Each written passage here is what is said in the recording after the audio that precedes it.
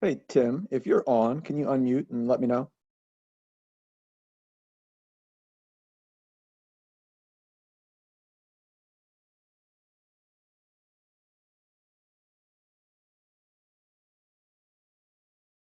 Okay, we're gonna give Tim just a minute longer to connect. He had a meeting immediately before this, so if you can see my video, you can see that I'm speaking.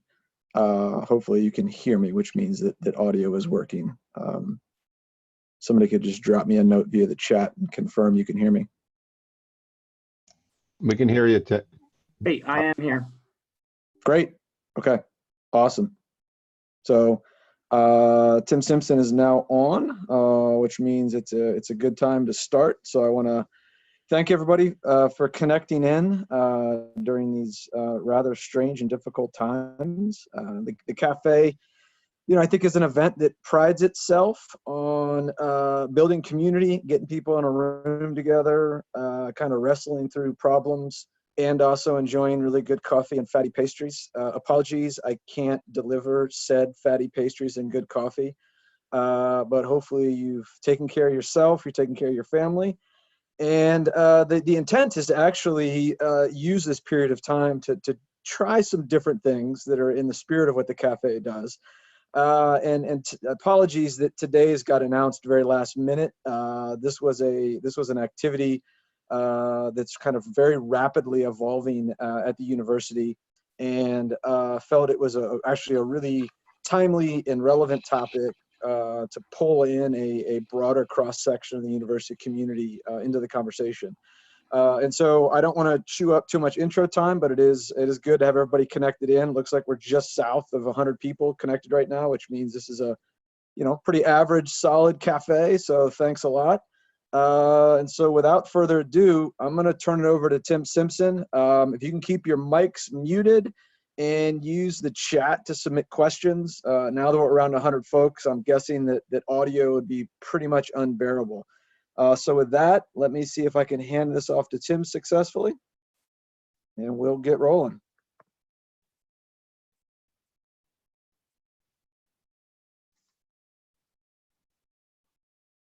All right, so hopefully everybody can hear me here. Let me figure out how to do.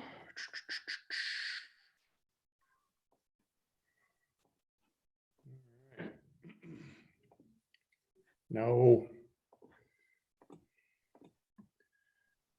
All right, can we see Josh? Let me know. Can we see that? I see your video. Here. PowerPoint slide up there. Yes. I see your PowerPoint slide. It's Excellent. you. Thank you. All right. Well, good afternoon, everybody.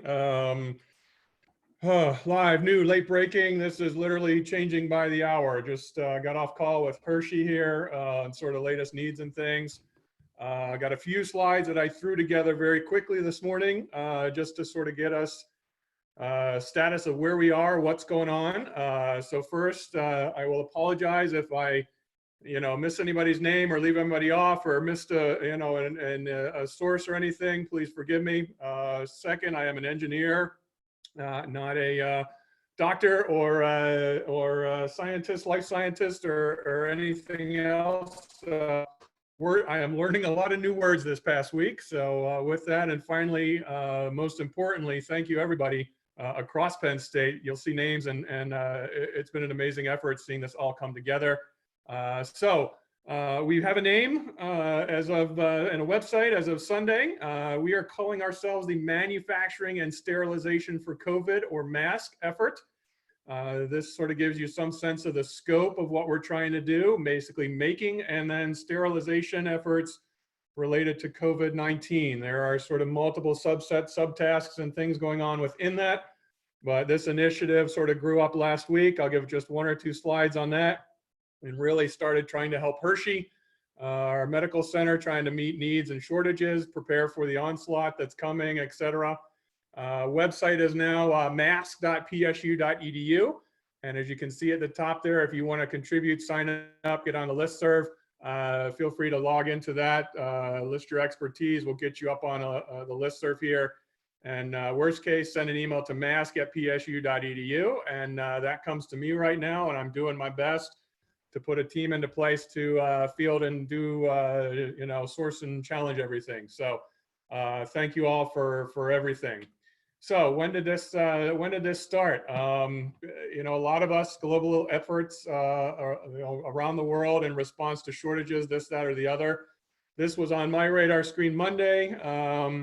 I teach a 3D printing course, so I'm, students now can't get in the lab. What are we going to do? Hey, this popped up. These guys in Italy, basically 3D printing spare parts for respirators, cranking them out with their friends. They claim that they've saved 10 lives. The hospital says they've saved 10 lives, and now they're being, threatened with IP infringement, yada, yada, yada.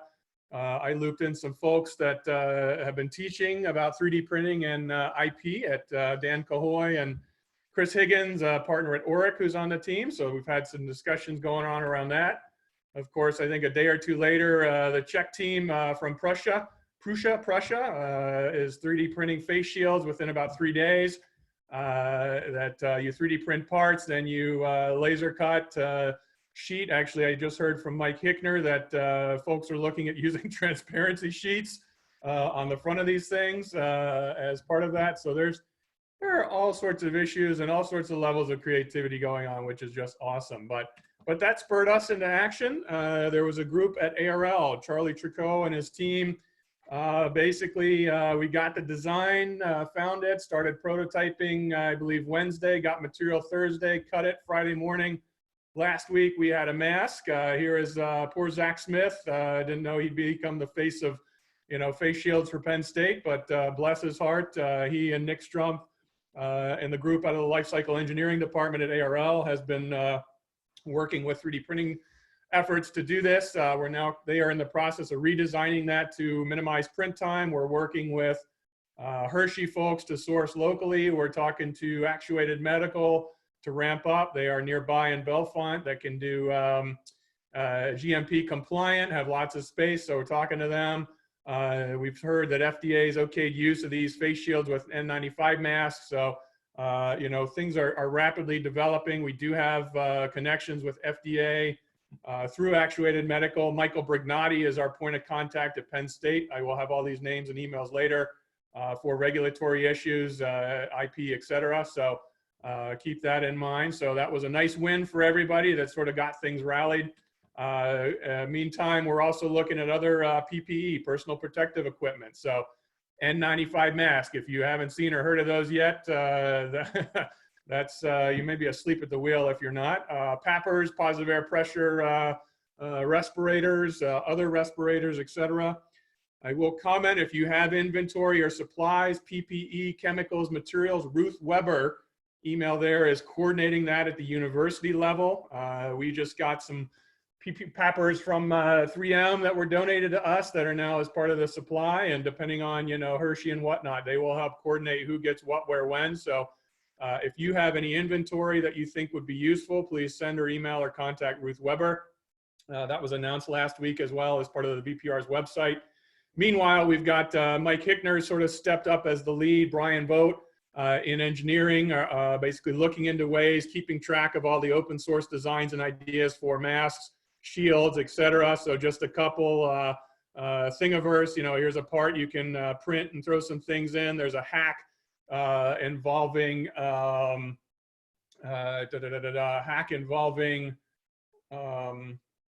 sorry, I shouldn't blah blah. Thanks, Josh, you're monitoring chat. All right, I'm going to close that out. Hack involving you basically air filters from Home Depot that we're looking into. I like this snorkel mask, came online yesterday morning or 2 days ago. Of course, this was my, I saw this first one where basically in China, this was end of January, basically kids cutting parents cutting 2-liter bottles to put on their kids as they're in Wuhan and stuff. So just shows you the level that we'll go to, and it's sort of and on everything here. As I would say, Penn State is in the process of, when I say manufacturing, we are helping to design, develop, test, demonstrate sort of ideas, designs, and those sorts of things. Basically, there's a lot of opportunities. We're monitoring various efforts and then sort of bubbling ideas that are percolating up. Anything that goes to Hershey or would be on for the front lines, we're working channels through Brignotti's office, through manufacturers that are GMP compliant, et cetera, following FDA regs. Michael is keeping tabs on those, as well as Hershey team. They are changing daily. I heard 3 updates over the weekend alone on some of these issues. So we are not at the point yet of production of these things, but we are certainly getting serious. We've looped Steve Tracy and his team up in supply chain. They've connected with the chief senior VP of supply chain at Hershey, starting to source things, and it's now little things like swabs and whatnot are just in such demand that, we are looking everywhere to find stuff. So anyway, so from manufacturing, masks, this is sort of what's going on locally. Mike Hickner and his students have grabbed some printers. They're spooling up in the garage. We got a 3D print club that's spooling up. Jim Adair's connected us with some folks. We have been talking to Actuated Medical since early last week. Roger Bagwell and Maureen Mulville have been great relaying information, what we can and can't do. Maureen's been on the phone with NIH and FDA and others there and feeding things back. We're connecting those with Brignotti as well as team at Hershey. We've looped in the Rivet, has some laser cutters and 3D printers. Jim Adair and the team at Nano Horizons is looking into some sterilization options, as well as connecting folks. We've scoured, Dave Fecco helped scour the, how many swabs and what size does Salametrics have.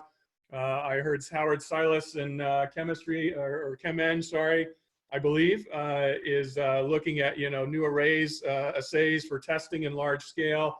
CBICC put out a call yesterday, I believe, maybe 2 days ago, trying to rally local support. And even SCLO Library has a couple of 3D printers and reached out. So we've been in contact with folks. If you have other companies or that might help or be interested, please let us know. And Steve Tracy, I see you on the phone. This is where it's at, and this is going to grow fast. So anything and everything your supply chain center can do to help, that'd be great. Big one, mask and everything is good for the folks that are on the front lines. Bigger item though is the patients. High ticket item is ventilators. Short supply, high demand, particularly for the more serious cases. This is what led to the issues in Italy there. A major shortage of not only a supply of the ventilators, but also the replacement parts. We're hearing Medtronic, Ford, and others are spooling up quickly on this. Randy Halleck at Hershey is designated as point on this. I'm putting together, Jess Menold and CEDTAP is putting together a team to help just look at open source design initiatives. John Gershenson as well on the humanitarian engineering, social entrepreneurship group, and others. So we're starting to get some, basically trying to get people coordinated on this. We're going to start finding bills of materials and basically looking at what we can and can't 3D print or make elsewhere. Again, a lot of this came out of 3D printing interest and initiatives, but when you look at the scale on these things, we're going to need to fill Beaver Stadium with 3D printers to basically be able to make enough of these things at the demand that, particularly at peak. So we are looking to other alternatives. James Delattre connected me to folks at Barron in their plastics engineering group. So we have capability there, but of course, who makes the mold? So we're looking at FAME and IE and others who's got CNC and manufacturing equipment. So if you see both materials, mold and tool makers, plus injection molding and others that again, Steve Tracy, I'm going to be pointing to you guy here to help with supply chain issues and coordination. So definitely an issue. And here's just 3 or 4 ideas that I've seen in the most recent Make Magazine. What's Plan C? Good Lord, I hope it doesn't come to this. I saw a foot pump design on it, at which point somebody said, okay, is the patient doing the foot pump for the ventilator or not? So That's sort of where we're at. I know also there's discussions. It was on the table, off the table, on the table, back on now, looking at splitters. Can one ventilator support several people should it come to that? Key other item that I heard on the call, Hershey here recently, is the tubing for the circuit, basically, that pumps air from the ventilator into the patient and then recircs it back. Where the hell are we going to get all the tubing? How do we make that? So any crazy ideas? I did hear that they're now opening up or restricting home healthcare providers, ventilation equipment and whatnot is going to become available. So again, things are desperate times, call for desperate measures. It's good to see things ramping up. And I believe I saw President has authorized Defense Production Act today, which changes things quite a bit. I saw UK yesterday government released ventilator blueprint plans to all the manufacturers in the UK to do this. So again, you know, IP infringement, among other things. What does this look like? So let me reiterate, we are keeping tab. This group is trying to keep tabs on things. We're looking at alternative designs, fabrication methods, sourcing options that then will help test, validate, you know, most promising ideas that then will be shared with folks. Meanwhile, that's shared with Hershey and then shared with companies as it makes sense. Meanwhile, if you have friends at other hospitals and universities, we are connected through Hershey as well. We've talked to Duke, we've talked to NC State, I believe, and others in North Carolina. Textiles, for instance, a lot of issues there in high demand. Nebraska, NYU, and others looking at you know, alternative protocols for sterilization. So mask, our website is primarily for trying to coordinate within Penn State, just to get us all on the same page and everybody up to speed. But at the same time, we do want to start linking and leveraging best practices, friends, and opportunities at other universities. So please do keep that in mind. And again, if you're just joining, go to that mass.psu.edu/contribute. It's a Google form. We'll take your name and email and a couple of checks boxes on what you might be able to help out with. Other needs that are in general that are coming up. Actually, let me, well, we'll get into sterilization here in a minute. As I said, we have Hershey daily Zoom calls to assess prioritized needs. We got red, green, yellow, good, bad, you know, what's critical now, et cetera. Swabs, for instance, initial estimates as of last week, basically 40,000 a day. That's just for Hershey, you know, that's gone up, and multiply that by all the hospitals everywhere. Again, we're not 3D printing these things out. So I was talking to Malik Demerel yesterday. Can they start cranking out some, you know, new novel techniques? Anything new, of course, that we've been cautioned, you know, has to go through regulatory for approval before production. Of course, as somebody warned, at the end of the day, if we're cutting 2-liter bottles and packing them with styrofoam to keep everybody safe, I hear there's a child's pediatric hospital in California that's been reusing masks for 3 days or for the past week and a half. So gowns, again, for folks level 3, level 4, again, what that means, et cetera. We got folks looking into that. If you're an expert in textiles and fabrics, please let us know. Pappers, I mentioned, Hershey's got 50 on hand. You can see the picture there. Barry Fell and his team are looking into this, but we're missing face shields and cartridges. They exceed their usage and or can't be sterilized. We need new ones. So Errol and I was trying to work on how do we redesign some of those. We've identified a local manufacturer that can help down in Hershey, but you know, this is the sort of thing. Meanwhile, the plastic material is now basically, you know, we can't find it. So we need to look at other alternative materials. Big question came up yesterday on visual thermometers as people walk into the hospital. Basically, can we, you know, take a picture, camera, thermal scan, something that's going to give us their temperature? There's the only supplier that Hershey has found so far is in China. You can imagine the likelihood of us getting that anytime soon. So anybody with cool ideas on thermo, visual assessment of folks, patients, et cetera, please, you know, let me know, or actually send some ideas or thoughts on the website. I've mentioned already raw material shortages on all fronts. We're trying to pre-order as much filament as we can for printing, but fabrics, textiles, sheet, etc., foam, filtration devices, anything and everything, you know, whatever we can do. supply chain. We're going to need help, folks, finding suppliers, getting organized, who's a bill of material, part numbers, etc. And then obviously reverse engineering things to 3D print for local needs. So if anybody has interest or expertise in that.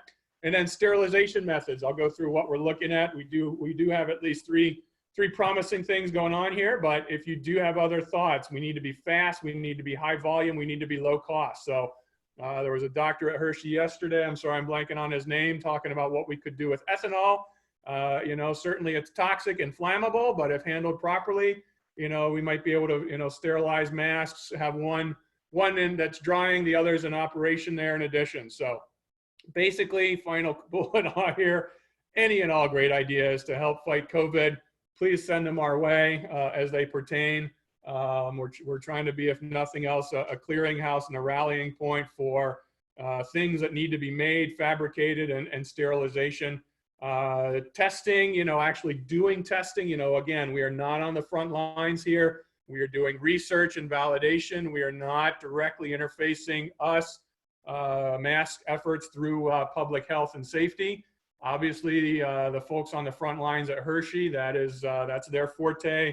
Folks here as well in Mount Nittany and others, you know, we're trying to figure out how best to work with everybody there. So again, research, prototyping, testing, validation, scalability, regulatory issue, obviously, compliance, and then manufacturing with folks is certainly how do we hand off there and do that. So keep the ideas coming. Speaking of which, in terms of ideas, critic for sterilization, obviously anything we make or fab or reuse. Again, masks that have been used, how can we decontaminate them? So we have multiple teams that coalesced over the weekend and yesterday around policies and protocols. We are actively in discussions with folks at Duke and other hospitals around things like hydrogen peroxide vapor, or vaporized hydrogen peroxide, you know, VHP, VPH, HPV. Obviously, those acronyms mean other things to other people, but essentially, how do you create a mist of hydrogen peroxide that then, you know, you've got a Christmas tree, as Jim Credell mentioned yesterday. He's the director of EHS. You got a room, you have put everything on a Christmas tree in there, you vaporize and fog the hell out of it, and then come back later. We have 2 systems here on campus. I've learned we have a biosafety level 3 lab. As an engineer, I never needed this, but the Eva J. Pell lab, we do want to be careful. I will caution, we only have 1 of these. So we're not taking anything in there that might contaminate the staff or the facility. One of those systems is portable. We're bringing it out into, say, a biosafety level 2. I'm told we have a couple of those labs as part of that. So we're trying to do tests, saving our critical resources for needed. Because the good news is Hershey has 7 to 8 of these systems on site. I don't know if Mount Nittany has any or any other ones do, but anyway, this is what we're looking at. Jim Crandall from EHS, director of EHS, is leading that along with Melissa James out of Pell. Andrew Reed from Huck looped him in yesterday on testing and sterilization with some other methods. So folks are sharing ideas. And so if you have thoughts or ideas, again, submit on Contribute, and then or feel free to reach out directly to Jim and Melissa. We're going to try and get listservs set up for each of these subgroups now. Like I said, this is all evolving very, very rapidly at the moment. Another cool idea, promising idea, ultraviolet. We are fortunate here. We have multiple systems on campus and expertise. We learned Ali Demirci, sorry, Ali, I apologize, has a pilot scale pulsed UV system over in ABE, Ag and Biological Engineering. Nigel Dighton out of Huck and Ali, along with support from Tom Richards, director of the Penn State IIE there, are going to coalesce this team. We've also been in discussions with quite a few folks in food science. You know, can we just send stuff down a conveyor to clean stuff up? I apologize for, there were 3 or 4 folks on the line on the food sci side there, Greg Ziegler among others, that are starting to look into this. Food science folks, as it makes sense, please reach out to Nigel, Ali, and Tom to get coordinated on that and plug in. And then we will start trying to connect everything on the website as a clearinghouse for where we're at. We're also looking at some other off-topic ideas that may have promise. So plasma. Initially, this came on my radar screen about generating ozone. Thank you, Barry. I believe Barry Fell mentioned that to me from Hershey. But turns out Sven Boleen and Sean Knecht, sorry, Sean on the last name there out of SEDTAP, have been doing work on this. His name has popped up many times. Sean is now leading this with Sven supporting. Here's a couple of images of work that they've been doing.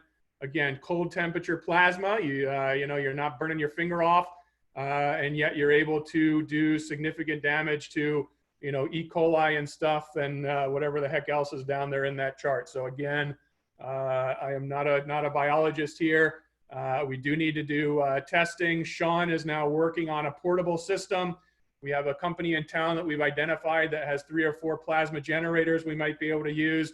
And so we're looking at both what could we do here in high volume, and then what could possibly be created, tested, validated, and then sent down to Hershey that once, again, Brignati and Hershey folks review and apply. So we're looking at both direct and indirect methods for plasma. And then we're also, you know, look, as I said, anything and everything's on the table. Somebody, Barry Fell joked with me last week on gamma rays. It wouldn't it be cool if we had some gamma rays? Guess what? Brazel Nuclear Reactor has a gamma source. I've connected with the folks there, Keenan Unlu and JP Elaine and the staff, understanding what we have in terms of dosage rates and sizes and things. It looks very small, fairly small at the moment, but we will see. Last night, a student of ours, Andrew Eames and Todd Palmer's lab, used to work at Westinghouse, reached out. We now have a connection in Pittsburgh. They have a pretty large hot box with gamma that I was surprised UPMC has not talked to them yet. So we may be able to link in and talk to them. You know, again, we need to test, we need to understand, obviously, if we irradiate stuff to kill germs, hopefully it doesn't become radioactive then going forward. So again, I am not a nuclear engineer, stepping way out of my bounds on this. Although I think, wasn't it gamma rays that turned Bruce Banner into the Hulk? So we do need to be careful, everybody, on these things. So finally, oh, excuse me, points of contact. Actually, let me, before I do that, let me hop over. Josh, confirm, can you see my screen here on this? Change Yep, the screen. we're good. Thank you. So website is up, mass.psu.edu.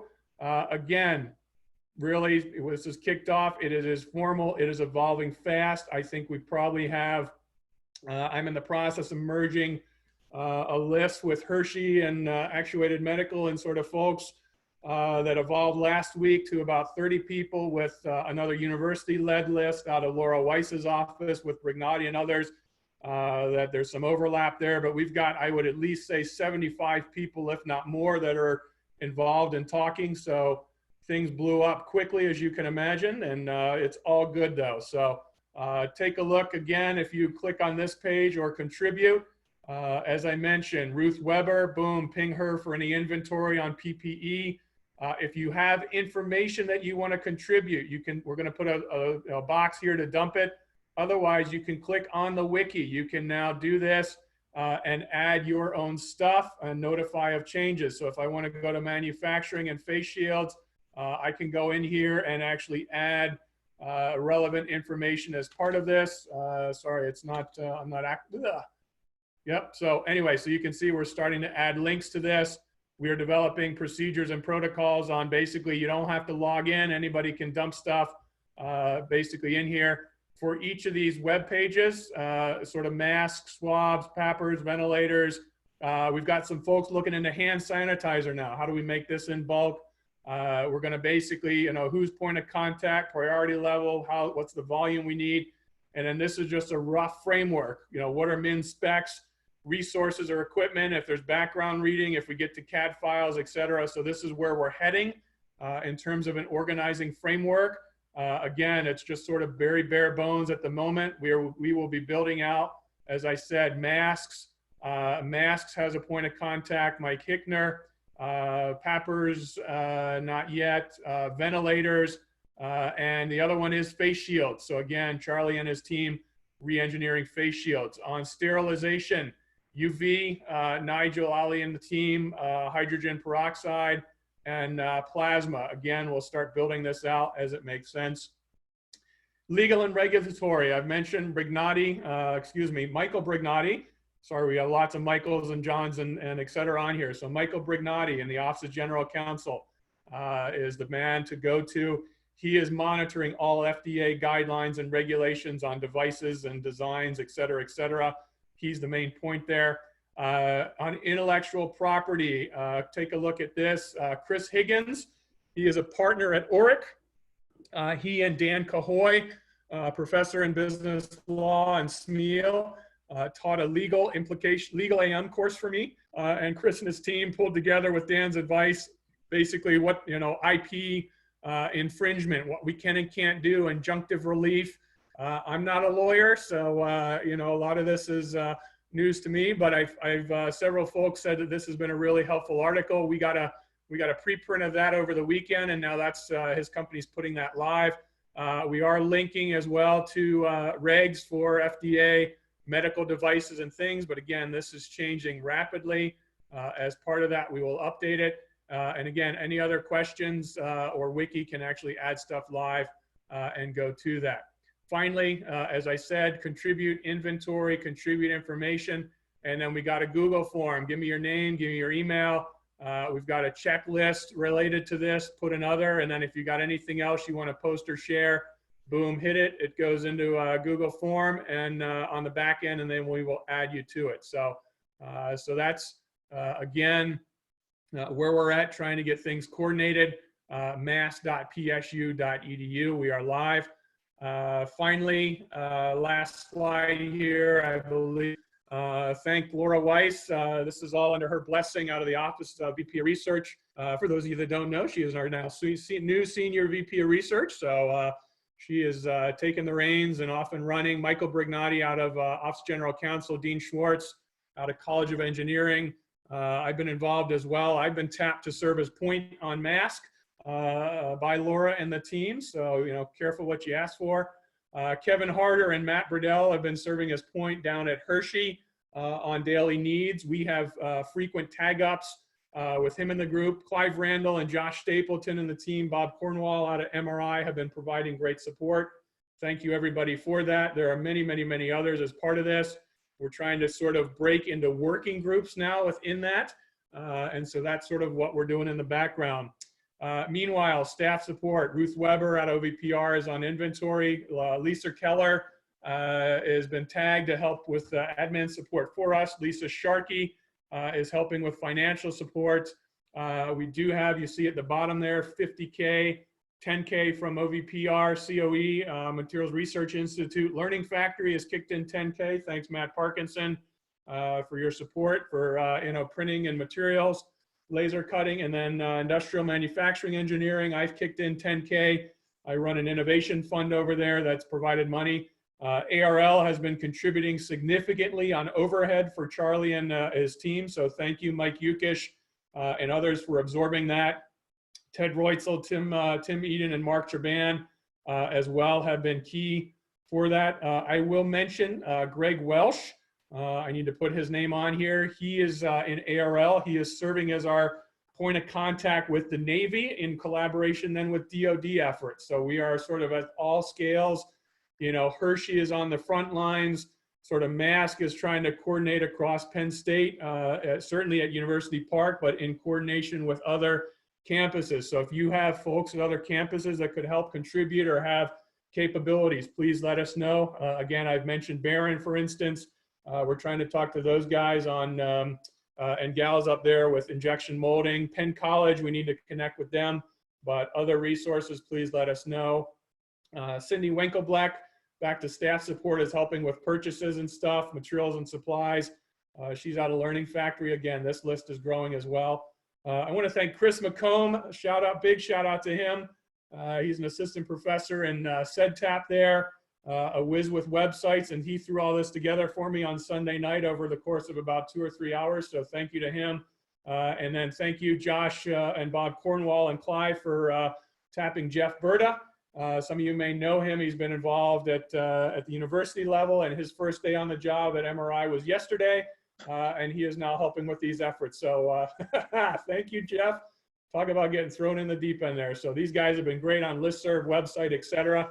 Again, most folks, listserv is growing.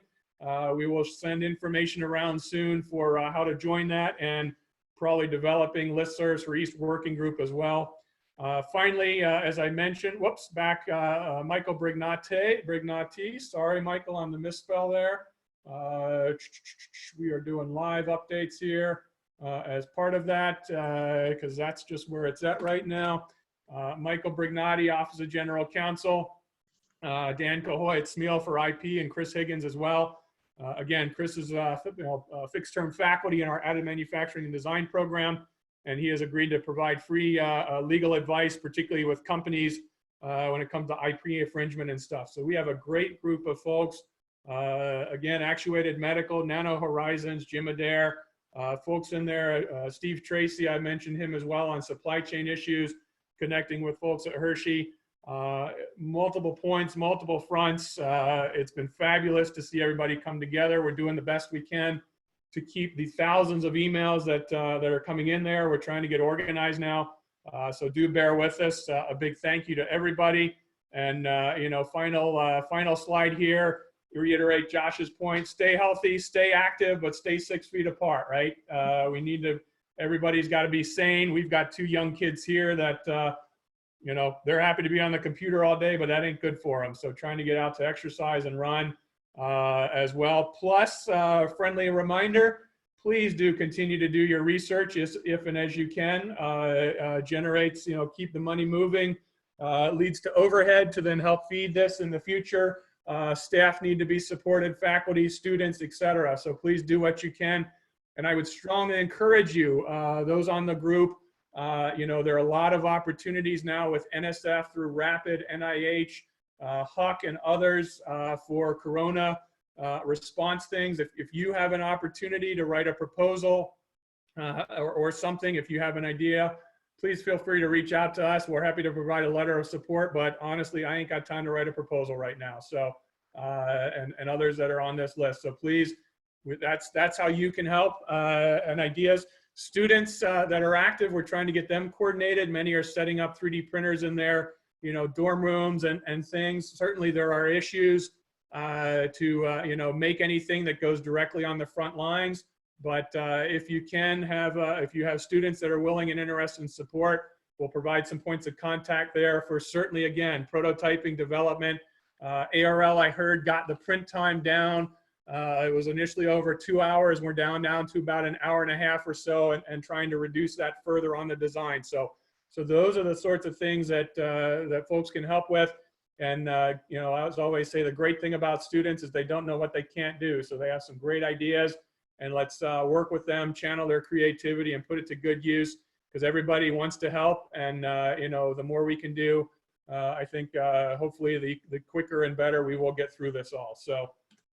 With that, thank you. And Josh, I will defer back to you for questions, comments, and or what do you want to do next? Let me jump Thanks through, all. Yeah, let me jump through a couple of these. So just a reminder on the PPE donation that if you go to the research.psu.edu page, there's information there in terms of PPE inventory. Then the first question is there a thought about, any need to donate personal 3D printers at home?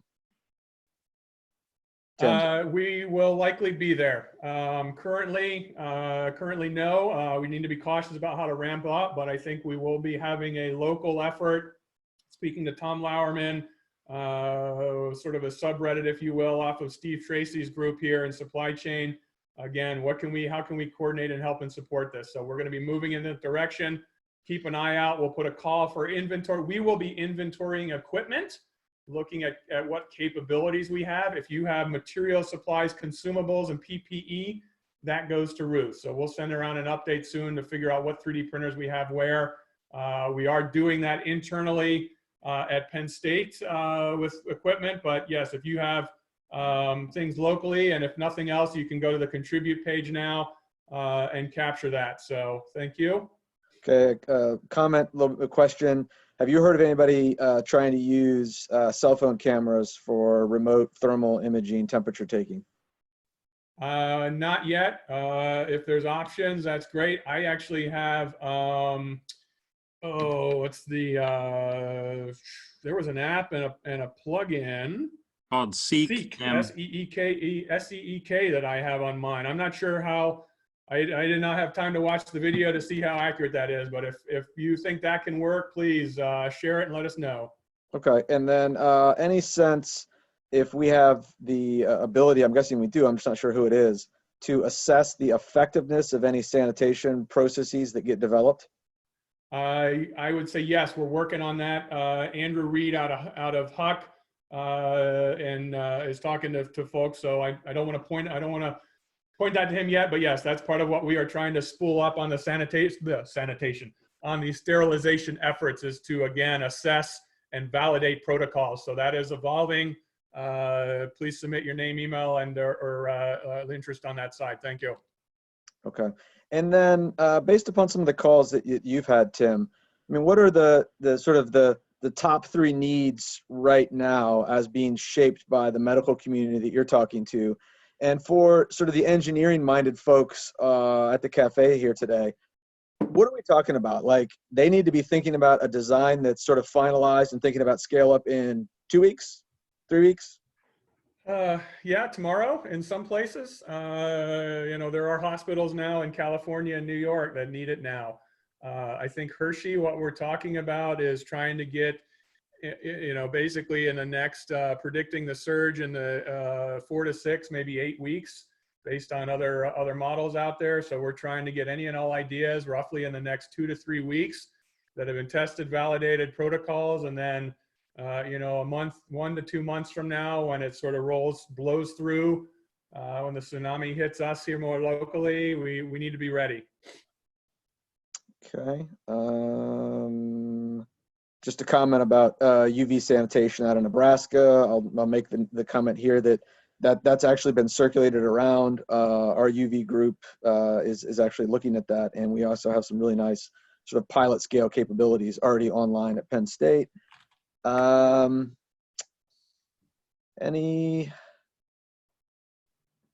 here, just going to give a second here for questions to come in. Yeah, ER doctor in Vegas out in 2 weeks. Yep, that's what we're hearing. Everybody is behind the curve on this one, trying to figure out how to catch up and whatnot. Yep. Comment about local ethanol production. I think I saw something in the local media about the distillery in Bellefonte and yeah, Big Springs. And then I have a connection with the head brewer at Autos that we exchanged an email yesterday. Just awesome. Trying to build bridges. I heard there was a commercial from Smirnoff, I think Sven Belin joked about, that said, unfortunately, we're not strong enough. But yes, if you have other ways of producing that, please do. And I will, Josh, I'll connect you with the doctor. It was a lead pathologist, I believe, down at Hershey, who had some ideas. So we'll send that to you. Yep. Okay. Sean Connect. Thank you. Yep.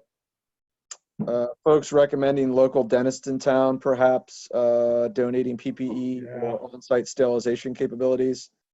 Somebody making a comment about dishwashers, or maybe that's clothes washing machines. I guess I'm showing my cards in terms of how I contribute around the house. They have steam sanitization settings. Barrel 21. Okay, yeah, good point. Right next door or they are producing and they deliver. Yeah, great idea on dentists. My daughter got braces a week ago, right before this hit, and you know, I'm not sure when they're going to get checked again. So yeah, yep. Great idea though, given that they're shut down. And again, like I said, we're sort of monitoring regulatory as things get loosened, and or unfortunately as things become dire. You know, sort of assess the need, assess the risk, and then go from there. So. Yeah, veterinarians have PPE. Yeah, okay, some more distilleries coming in. Okay. Wow, we have a huge ethanol plant in Clearfield. That's interesting. Who knew? There you go. Love it. That's why we wanted to do this today. Thank you, everybody. Yep. I'll let this persist for a moment, or I don't know if there's anybody that has a more complicated comment that they would want to share verbally. I don't know if we have any, not to pick out a certain class at the university, but any sort of institute leadership, dean level folks, department heads that would want to add to the conversation right now and unmute themselves. While they're getting ready for that, let me back to your other question, Josh, in terms of immediate needs. I would say from a patient standpoint, it's clearly ventilators, both what do we have on hand plus replacement parts for those, eventually down to splitters. How does one machine support multiple? From the doctors and staff standpoint, it is masks, the N95s and face shields, sterilization efforts for quick reuse, et cetera, is probably the big one there. On those two fronts. And then I think, again, most promising in the short term is this vaporized hydrogen peroxide. Again, Nebraska for sterilization. And then I'd say UV and plasma are in a quick second behind. Actually, I'm pretty, we're fairly optimistic on having multiple fronts there. So thank you. Okay. Yeah, this is Clive Randall speaking. Thanks very much, Tim. A couple of things that you said, thermal cameras, that was something we were even thinking of doing in the front of the Millennium Science Complex even 2 weeks ago. Thanks for calling that out. I've sent an email around to see what can be done there. The other thing is that as we're thinking about inventory and just PPE at the moment, there will be a point of when you may want to go around and ask various different parts of the laboratories on inventory for chemicals that you will need.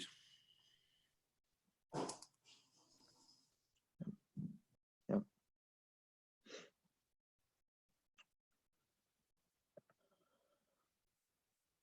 Okay. See, really good input on actually thinking about local beauty salons and spas in terms of UV sanitizer options and potential PPE. Yeah, I just saw a note on Penn State new faculty listserv here. Mark seems to be trying to coordinate things for local hospitals and doctors. So again, Hershey has been on the front lines for us in terms of leading our discussion, but obviously it's hitting here too. Hershey has their first, again, I think we're up to 3 here in Center County now as of this morning in the paper. It may be more, but Hershey as well has their first COVID patient. They're working, well, yesterday, could certainly be more, or maybe 2 days ago now. Actually, Monday morning I saw that. And then also one of the staff there has tested positive. So again, this is ramping up quickly. And I will admit as well, I hope for the best, prepare for the worst. Josh Stapleton, thank you, Clive and Josh, is going to serve as backup here. I've been looping him in on conversations as well, should COVID hit our family and our household, and likewise. So we do, again, hope for the best, plan for the worst, making sure we've got backup and redundancy in multiple areas here as well.